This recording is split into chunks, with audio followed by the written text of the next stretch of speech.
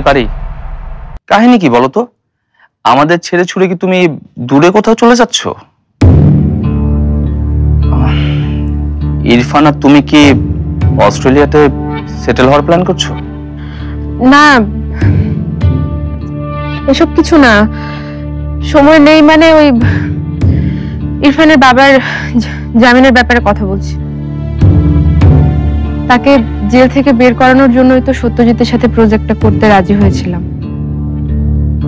ওর সাজাটা যদি হয়ে যায় তাহলে ক্ষতিপূরণ পেতে বেশি দেরি হবে না। তাহলে বাবার জেলে যাওয়াটাও আটকাতে পারবো। বাবার জামিনের মেয়াদ শেষ হয়ে আসছে। তুমি কি তাহলে চাচ্ছ ইভেন্টের ডেটটা এগিয়ে নিয়ে আসতে? হ্যাঁ, এই ধরো 2-3 দিনের মধ্যে যদি করা যায়।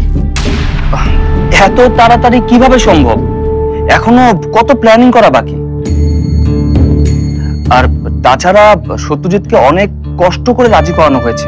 এখন যদি আমরা ডেট চেঞ্জ করি, সেটাকে এগিয়ে নিয়ে আসি, ও যদি আবার বেঁকে বসে?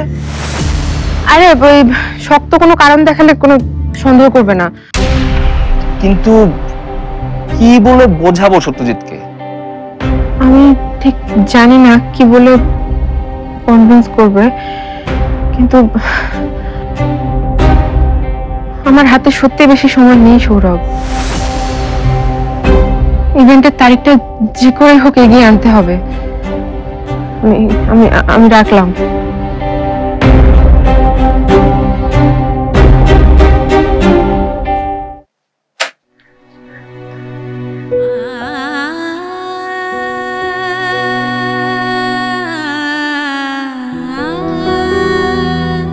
জীবন আমাকে অনেক দিয়েছে।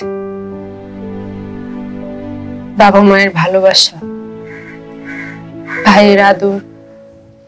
ওয়ালটন বিএলডিসি ফ্যান খরচ বাঁচে 65% পর্যন্ত। ওয়ালটন বিএলডিসি ফ্যান ছড়ায় স্বস্তির সবুজ হাওয়া। পাভেলের খুনসুটি, ইরফানের প্রেম,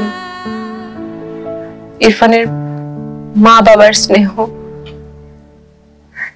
এখন এই পরিবারের সবাইকে একসাথে মিলেমিশে থাকতে দেখে যেতে পারলে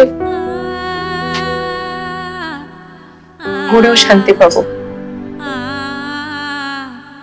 আর কিছু তো চাই না, আমি কিচ্ছু চাই না। যা করার খুব তাড়াতাড়ি করতে হবে আমাকে।